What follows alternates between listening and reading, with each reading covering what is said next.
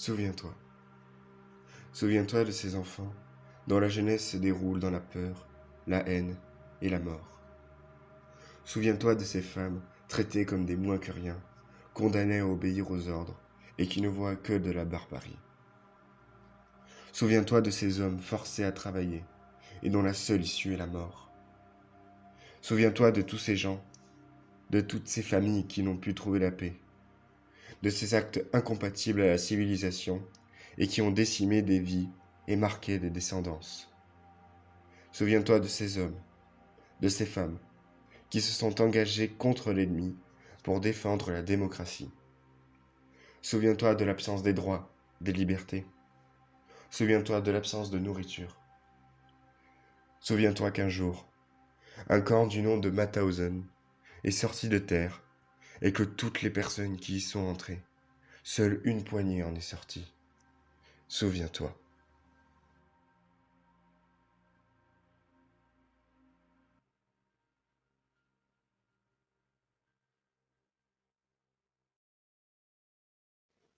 Je m'appelle Roger Gouffaut. Je suis né à Paris le 23 avril 1924, tout comme mon frère jumeau Pierre. Je vais vous raconter mon parcours vécu durant une période sombre, triste et plus connue dans les livres d'histoire sous le nom de Seconde Guerre mondiale.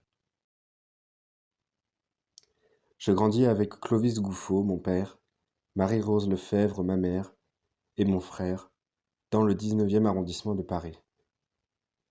Le premier malheur qui s'est abattu sur notre famille fut la disparition de notre père, le 29 septembre 1929, des suites de ses blessures de la Grande Guerre.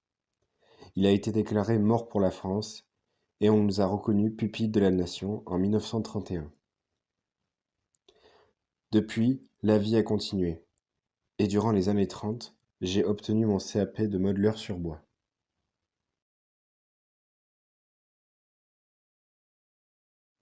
Le 14 juin 1940, les soldats nazis entrèrent dans la capitale.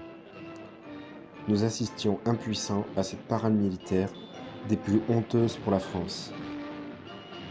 Qu'aurait dit notre père, ai-je demandé à mon frère.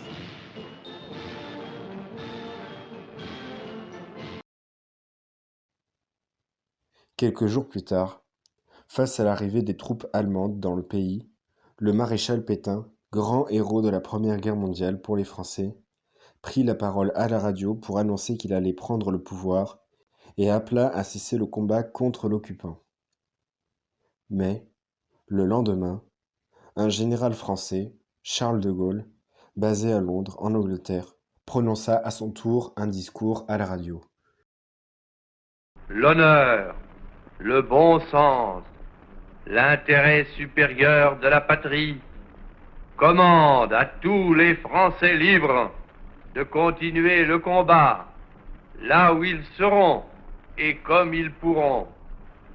Moi, général de Gaulle, j'entreprends ici, en Angleterre, cette tâche nationale.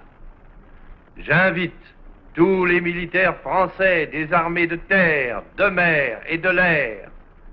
J'invite les ingénieurs et les ouvriers français spécialistes de l'armement qui se trouvent en territoire britannique ou qui pourraient y parvenir à se réunir à moi. J'invite les chefs, les soldats, les marins, les aviateurs des forces françaises de terre, de mer, de l'air, où qu'ils se trouvent actuellement, à se mettre en rapport avec moi. J'invite tous les Français qui veulent rester libres à m'écouter et à me suivre.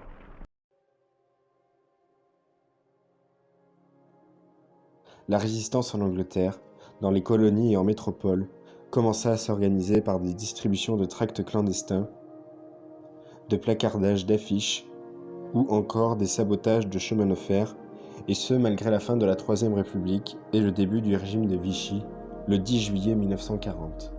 Pétain décida d'installer son gouvernement à Vichy en raison de la réputation de cette ville pour ses stations thermales et ses hôtels. La France entra à son tour dans un régime politique autoritaire.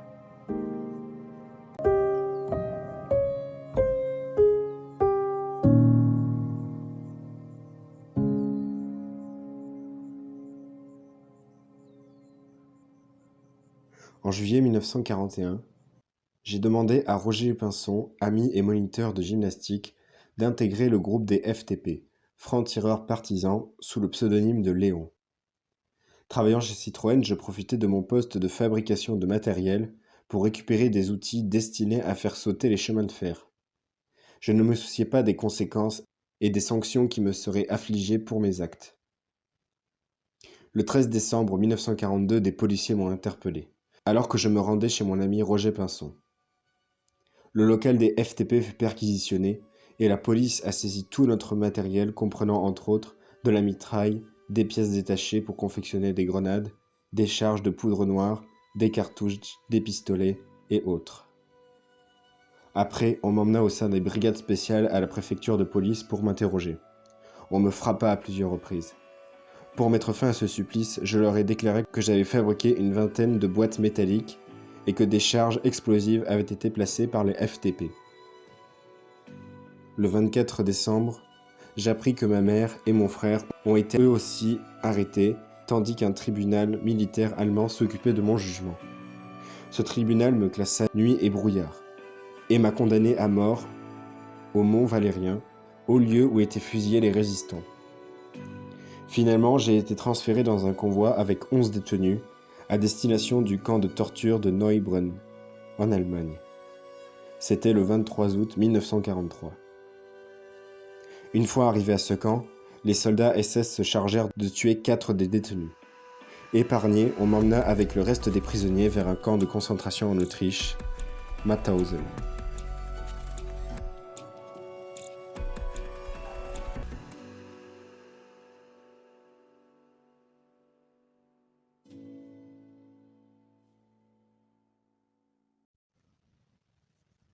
Ayant à peine 20 ans, j'entrai dans ce lieu angoissant où seul l'allemand était parlé.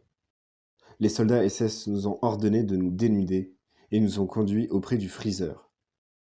Il me fit signe du doigt et me montra la cheminée par laquelle sortait une impressionnante fumée noire et ajouta : « C'est ça l'avenir ici, mais on se reverra. » Portant désormais le matricule 34 534 ainsi qu'un triangle rouge symbolisant les prisonniers politiques, on me mit d'abord à la baraque numéro 17, puis à la baraque numéro 13, avec les prisonniers espagnols, qui m'ont montré leur solidarité.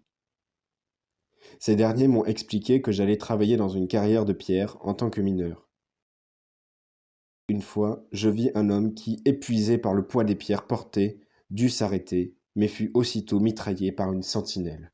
Bien que je voulais aider cet homme, mon camarade espagnol me dit : « Continue à percer tes trous. » Tant d'hommes sont tombés dans cette carrière qu'il m'était douloureux d'y effectuer le travail forcé.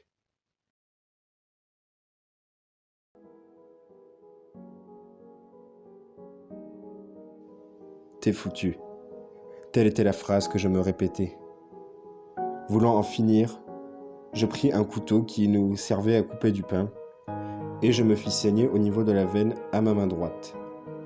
Condamné à être pendu, un médecin demanda avant à me soigner et tandis qu'il ralentissait mon hémorragie, il me dit de retourner voir le SS et de lui dire : « Je suis volontaire pour partir. » C'est ce que j'ai fait et peu après, on m'apporta de nouveaux vêtements avant mon départ avec mes camarades dans un camp annexe de Mauthausen et Benzé.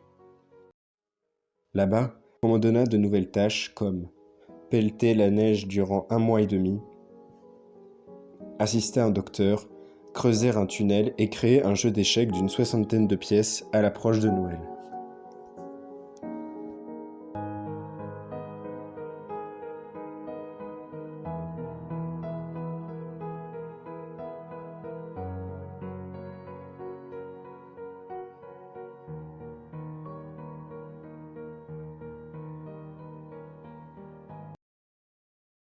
Près de 2 ans que je survivais dans ce système concentrationnaire, jusqu'au jour où les troupes américaines sont entrées dans le camp avec leurs chars de guerre et on entendit la Marseillaise annoncer la libération du camp de Mauthausen et Benzé. C'était le 6 mai 1945. J'avais réussi à surmonter toutes ces dures épreuves de barbarie.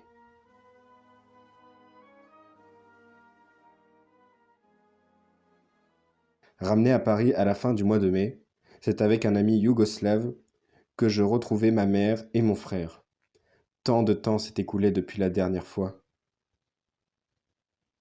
Un de mes amis qui habitait Brive-la-Gaillarde en Corrèze, nommé Jean Maloney, avait hébergé et donné du travail à des Espagnols, dont un était le coiffeur de Mauthausen qui m'avait dit « On se reverra ». Si les Espagnols sont restés en France, c'est parce que beaucoup craignaient de retourner en Espagne en raison de la présence du dirigeant Franco.